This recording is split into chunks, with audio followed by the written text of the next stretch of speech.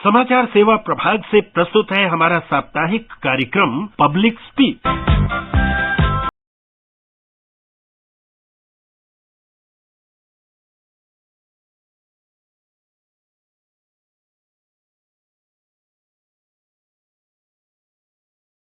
Speak में आप सभी का स्वागत है। मैं हूं लवली निगम।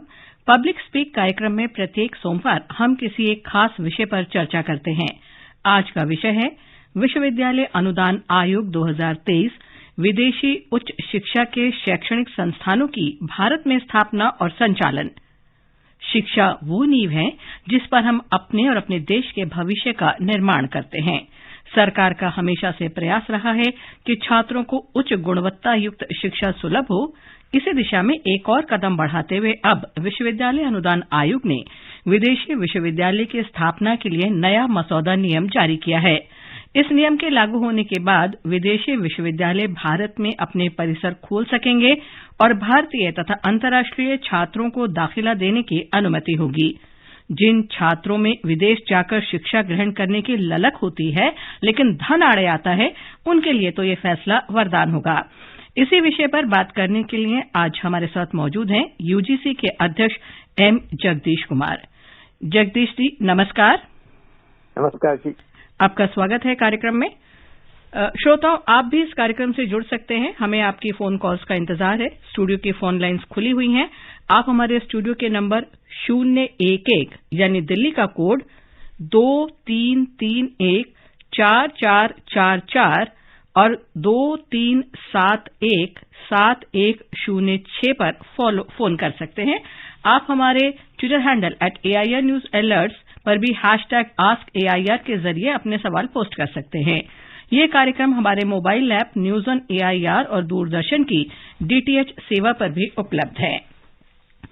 जगदीश जी, सबसे पहला सवाल तो यही कि ये कितना महत्वपूर्ण है ये फैसला उन छात्रों या अभिभावकों के लिए, खासतौर पे जिनका सपना होता है कि विदेश जाकर वो शिक्षा ग्रहण करें, लेकिन वहां जाना क्योंकि बहुत महंगा होता है और लोन तक लेना पड़ता है। देखिए, हमारा नेशनल एजुकेशन पॉलिसी 2020 को हम लॉन्च करने के बाद हमारा हायर एजुकेशन सिस्टम में हम बहुत रिफॉर्म्स लाए हैं, जैसा multi disciplinary education, multi exit, multi entry scheme और 2 डिग्री को साइमल्टेनियसली करना और इसके बाद एकेडमिक बैंक ऑफ क्रेडिट, ऐसा बहुत रिफॉर्म्स को हम इंट्रोड्यूस किया। हमारा देश में लगभग 4 crore students higher education system में हैं और इनका appetite for higher education, high quality education बहुत ज्यादा है और ये नंबर आने सालों में 4 करोड़ से 10 करोड़ भी बन सकता है। इसीलिए हमारा देश में एजुकेशन सिस्टम को स्ट्रेंथन करना बहुत आवश्यक है। और जगदीश जी, जैसे आप कह रहे हैं कि एजुकेशन को मजबूत करना, तो इससे शिक्षा की उसकी गुणवत्ता पर क्या सकारात्मक असर पड़ेगा? देखिए, हम चाहते हैं कि हमारा टैलेंटेड स्टूडेंट्स को क्रिएटिव और इनोवेटिव बनने के लिए हम कोशिश करना चाहिए हमारा कॉलेजेस में और यूनिवर्सिटीज में। इसके लिए हमारा स्टूडेंट्स को फ्रीडम देना और इनको बहुत चॉइसेस भी देना जरूरी है। इसीलिए हम in addition to providing better educational facilities within our country, हम नेशनल एजुकेशन पॉलिसी के द्वारा हमारा एजुकेशन को इंटरनेशनलाइजेशन भी हम करना चाहते हैं। दो तरीका होता है। एक, हमारा देश को हम बाहर से टॉप क्वालिटी इंस्टीट्यूट्स को इनवाइट करना, ये एक रास्ता है इंटरनेशनलाइजेशन करने के लिए जी। दूसरा रास्ता है हमारा देश में जो टॉप क्वालिटी एजुकेशनल इंस्टीट्यूशंस हैं, इनको भी मौका मिलना चाहिए बाहर देशों में इनका कैंपसेस एस्टैब्लिश करने के लिए। जगदीश जी, दिल्ली से धर्मवीर हमारे साथ जुड़े हैं। उनका एक सवाल है, सुनते हैं। जी धर्मवीर जी, कहिए। नमस्कार सर। नमस्ते जी। मैं धर्मवीर गांधी का दिल्ली से बोल रहा हूँ। सर मैं ये पूछना चाहता हूँ कि जो हमारे देश में जो हमारी दिल्ली यूनिवर्सिटी है कि जो विदेश की जो भाषा है फॉरेन लैंग्वेज उस लैंग्वेज को कंपलसरी क्यों नहीं कर देती कि जो बच्चा वहां से पढ़ के निकले यूनिवर्सिटी से निकल के आए उसको एक लैंग्वेज उसके हाथ में कंपलसरी हो और वो इंटरनेशनल कंपनियों में ऑटोमेटिक जॉब मिलने के 200% चांसेस उसको मिलेंगे। देखिए, आपका आइडिया बच्चों को विदेशी भाषाओं को सिखाना बहुत अच्छा है, लेकिन हम इसको कंपलसरी नहीं करना चाहते हैं। स्टूडेंट्स को ये चॉइस देना चाहिए, जिनको इच्छा है वो करेंगे, फॉरेन लैंग्वेजेस को सीखेंगे और जॉब्स मिले तो बहुत अच्छा है। उसीलिए हम हमारा विश्वविद्यालयों में मैंडेटरी करना ये ठीक नहीं है। नेशनल एजुकेशन पॉलिसी भी वही कहते हैं कि स्टूडेंट्स को ज्यादा से ज्यादा चॉइसेस दीजिए और जो करना चाहते हैं, जो सब्जेक्ट्स में पढ़ना चाहते हैं, इनको वो मौका मिलना चाहिए। जगदीश जी, इसमें दाखिले के क्या नियम होंगे और रजिस्ट्रेशन कैसे कराना होगा? किसमें जी? ये जो विश्वविद्यालय खोलेंगे इसमें कैसे एडमिशन ले सकते हैं, रजिस्ट्रेशन कैसे करना होगा? देखिए, इसके पहले तो विदेशी विश्वविद्यालय यूजीसी को अप्लाई करना है जी। यूजीसी इसको परमिशन देने के बाद इनको 1-2 साल लगेगा कॉलेज का इंफ्रास्ट्रक्चर को तैयार करना, इंटरनेशनल फैकल्टी को रिक्रूटमेंट करना। ये पूरा प्रक्रिया होने के बाद कोर्सेज को चालू कर सकते हैं ये यूनिवर्सिटीज। नहीं, अगर स्टूडेंट्स को दाखिला लेना है तो उनको कैसे रजिस्ट्रेशन कराना होगा? हाँ, देखिए, ये कैंपस एस्टैब्लिश होने के बाद जैसा डीयू ने, जेएनयू ने एडवर्टाइज करते हैं और इनका वेब पोर्टल में इंफॉर्मेशन देते हैं, वो वेब पोर्टल में देख के उधर जो एडमिशन पॉलिसी है अकॉर्डिंग टू दैट स्टूडेंट्स इसमें रजिस्टर करना चाहिए। और इसके अलावा जगदीश जी, शिक्षा किस तरह से दी जा रही है, कितनी क्लासेस होंगी, कैसे होंगी, इस पर यूजीसी की नजर रहेगी? देखिए, हम जैसा हमारा यूनिवर्सिटीज को पूरा ऑटोनॉमी देते हैं, इनका प्रोग्राम्स का ड्यूरेशन क्या होगा, 3 साल का अंडर ग्रेजुएट प्रोग्राम हो सकता है, 4 साल का अंडर ग्रेजुएट प्रोग्राम हो सकता है, और इसका सिलेबस क्या होगा। जैसा हमारा यूनिवर्सिटीज को ऑटोनॉमी दिया, ये फॉरेन यूनिवर्सिटीज को भी यूजीसी ऑटोनॉमी देंगे और इनका एडमिशन प्रोसेस भी हम इनको ही छोड़ देंगे। UGC will not interfere in the admission process. Lucknow से नवोदिता हमारे साथ जुड़ी हैं, उनका एक सवाल है, आइए सुनते हैं। जी नवोदिता, कहिए। मेरा सवाल ये है कि जो फॉरेन यूनिवर्सिटीज के यहाँ भारत में इनका बात हो रही है कि ये अपने सेंटर्स ओपन करेंगी, तो क्या एक तो इसमें 2 बातें जो मैं जानना चाहती हूँ। पहली चीज तो ये कि क्या ये इकोनॉमिकली वीकर सेक्शंस के लिए भी अफोर्डेबल होंगी? क्या गवर्नमेंट कोई ऐसा उनका अपना स्टेक वो अलाउ करेगी कि जो इकोनॉमिकली वीकर सेक्शन है वो स्टूडेंट्स वहाँ एजुकेशन ले सकेंगे, क्वालिटी एजुकेशन? और दूसरा, क्या उनका करिकुलम जो इंडिया की न्यू एजुकेशन पॉलिसी है उसके कोहेरेंस में होगा?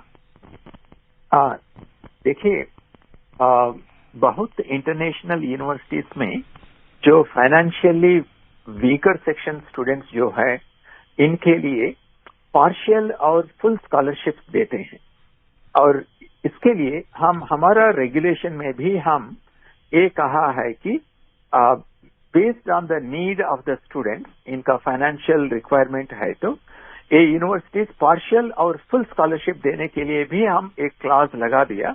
उसीलिए कुछ स्टूडेंट्स को जो इनके पास फाइनेंशियल रिसोर्सेस नहीं है, इनको भी ये फॉरेन कैंपसेस से सुविधा होगा। जगदीश जी, कितने सालों के लिए कैंपस खोल सकेंगे ये विदेशी विश्वविद्यालय? देखिए, हम परमिशन देने के बाद इनको कम से कम 2 साल तो लगेंगे बिल्डिंग्स कंस्ट्रक्ट करने के लिए, फैकल्टी को रिक्रूट करने के लिए, और इसके बाद पहले जो परमिशन देंगे कैंपस को हम पहले 10 साल के लिए देंगे जी। और at the end of 9th year, 1 साल के पहले इन्होंने दोबारा यूजीसी से और एक एक्सटेंशन ले सकते हैं, और ये एक्सटेंशन को हम कंटिन्यू करते रहेंगे जब तक इनका क्वालिटी अच्छा है, इनका प्रोग्राम्स अच्छा है, और यूजीसी इसको एक कमिटी डाल के एग्जामिन भी करेंगे। बल्कि हमारा एजुकेशन का क्वालिटी भी अच्छा होना चाहिए एक कैंपसेस में। हम ये नहीं चाहते हैं कि लो क्वालिटी यूनिवर्सिटीज बाहर से आके हमारा देश में कैंपसेस एस्टैब्लिश करेंगे, वो हम नहीं चाहते हैं। क्वालिटी भी हमको प्रायोरिटी बेसिस पे रहेगी। थाने से गुरुनाथ का एक सवाल है, वो सुनते हैं। गुरुनाथ जी नमस्कार, स्वागत है आपका कार्यक्रम में। जी मैडम नमस्कार।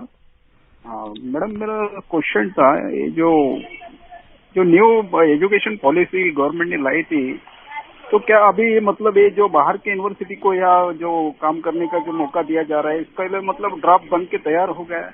और ये लोग जब यहाँ पे आएंगे तो क्या मतलब हमारी यूनिवर्सिटी और इनका जो मतलब इनका क्वालिटी एजुकेशन और जो कॉस्ट में कुछ कमी, जैसे बाहर जाने में बहुत तकलीफ होती है कुछ गरीब बच्चों को जी, ना हमारी यूनिवर्सिटी और कितना कंपटीशन बढ़ जाएगा।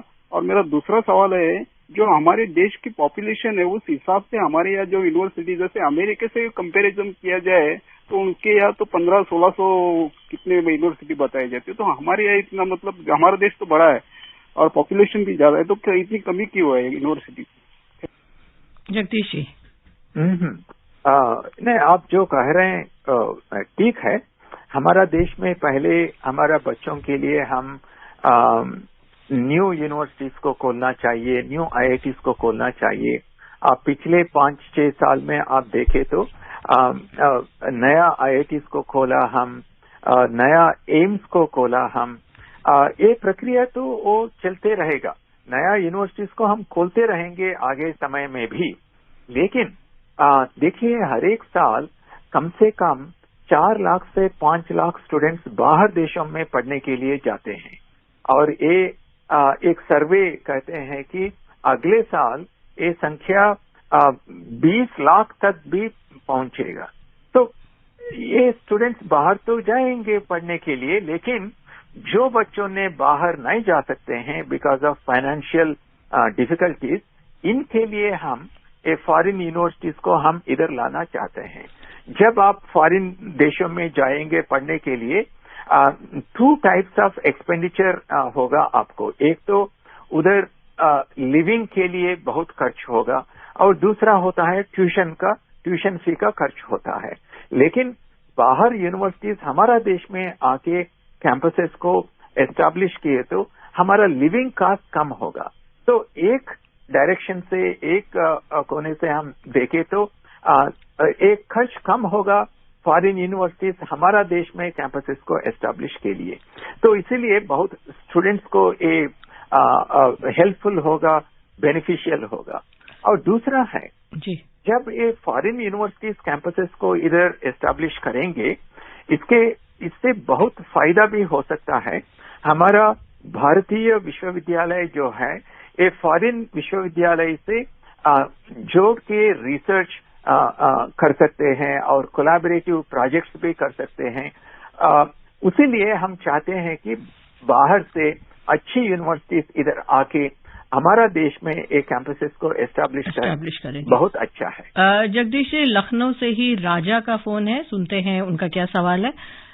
राजा, स्वागत है कार्यक्रम में। नमस्कार जी। नमस्कार। पूछिए, क्या सवाल है आपका?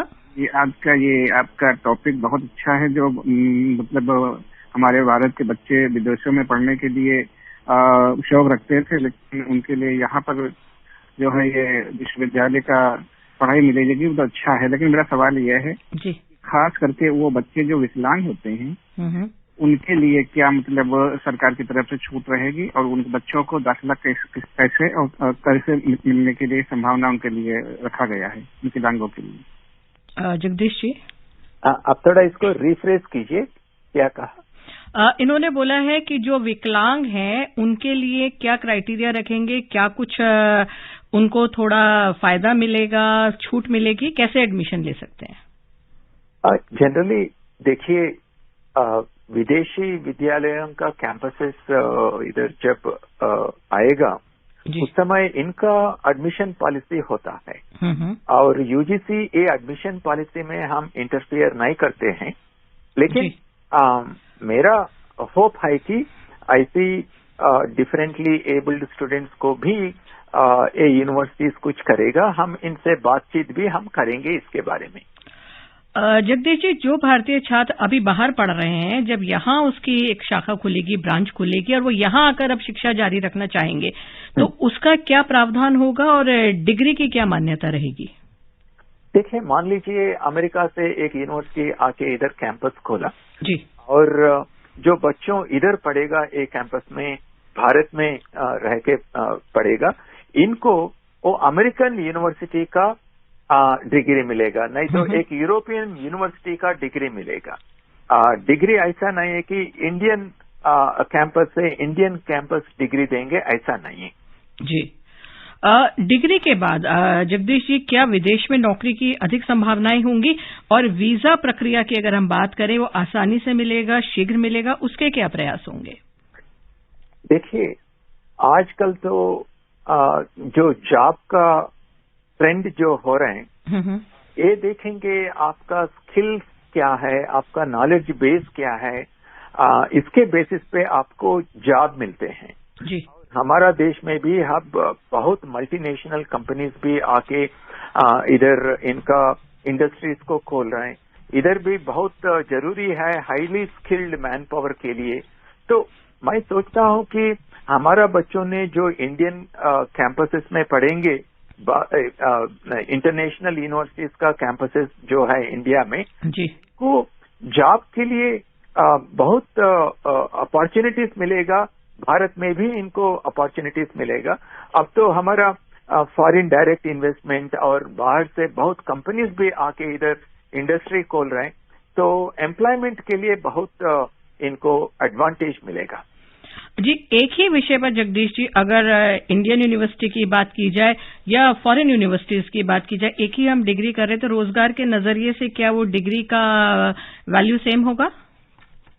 यूजीसी ने ये रेगुलेशन में ये कहा कि एक कैंपस में बच्चों जो पढ़ेंगे, इनका डिग्री भारत में एम्प्लॉयमेंट के लिए जो इंडियन यूनिवर्सिटी से डिग्री मिलेगा, इनके इक्विवेलेंट होगा। और जो हायर स्टडीज को जाना चाहते हैं, भारत में हो और विदेश में हो, इनका डिग्री को रिकॉग्निशन मिलेगा जी।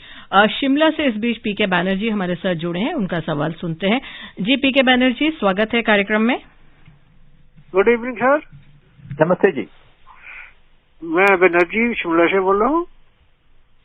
हाँ, सवाल पूछिए बैनर्जी जी। कि उत्तरायण में जो लड़ाई चढ़ी है, वहाँ जो हमारे बच्चे पढ़ते थे, वापिस आ गए मेडिकल पढ़ने वाले, क्या विदेश के जो हमारे प्रोफेसर है वो क्या हमारे इंडिया में आके पढ़ाएंगे बच्चों को? हाँ, ये बहुत इम्पोर्टेंट क्वेश्चन है।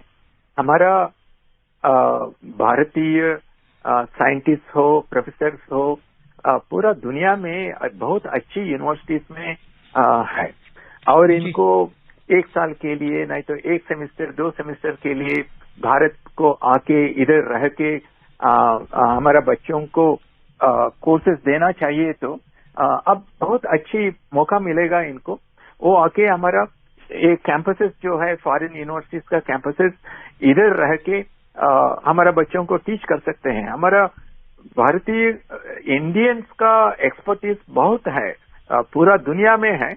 इनको अब मौका मिलेगा भारत में आके रहने के लिए कुछ देर के लिए, और फिर वापस जा सकते हैं लोग।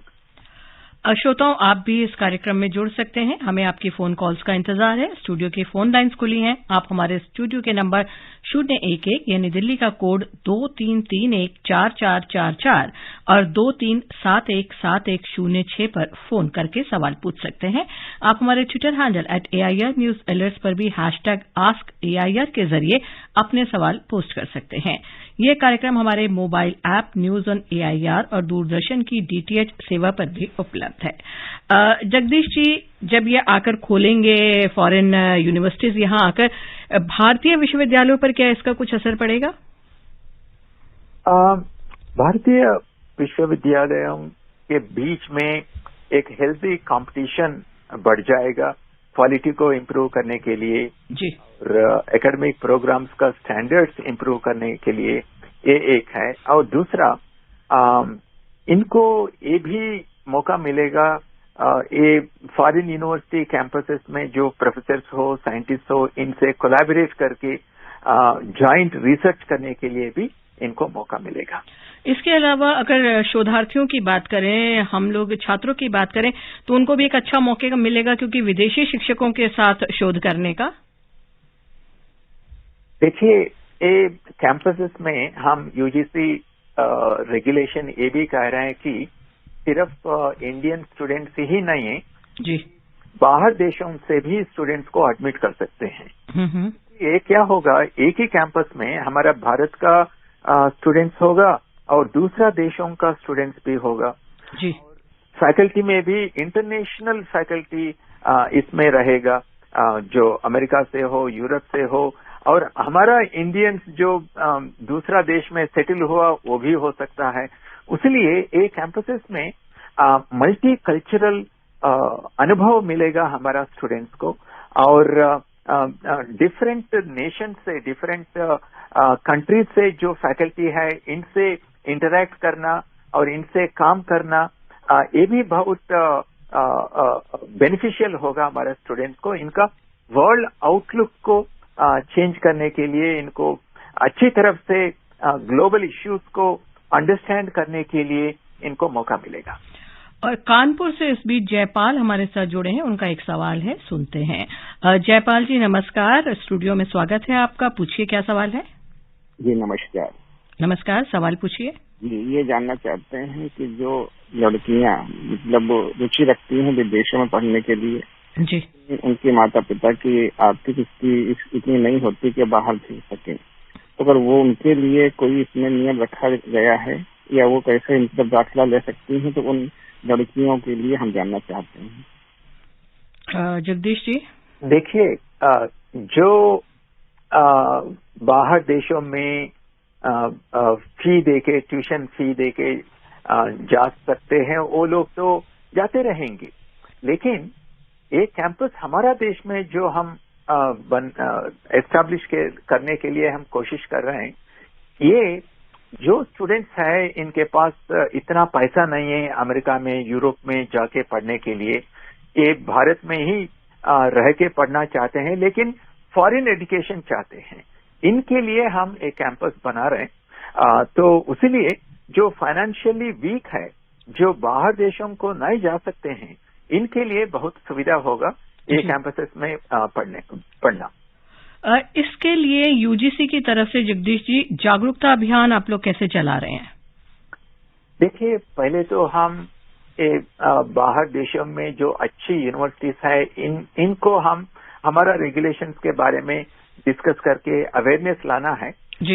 ये हम जो वर्ल्ड रैंक्स में 500 के नीचे जो है वर्ल्ड रैंकिंग्स में, वो यूनिवर्सिटीज को हम लेटर्स लिख रहे हैं, और वो देशों में जो देशों में अच्छी यूनिवर्सिटीज हैं, इनका एम्बेसडर्स को भी हम लेटर लिख के इनसे मीटिंग करके हम इनको बता रहा है कि this is a good opportunity for everybody to come to India and establish this campuses. तो ये प्रक्रिया चलते रहेगा। अभी हमारे पास 2 यूरोपियन कंट्रीज से। जी हाँ, वही मैं पूछने वाली थी कि इसका रिस्पांस कैसा आ रहा है, कौन कौन लोग रुचि दिखा रहे हैं?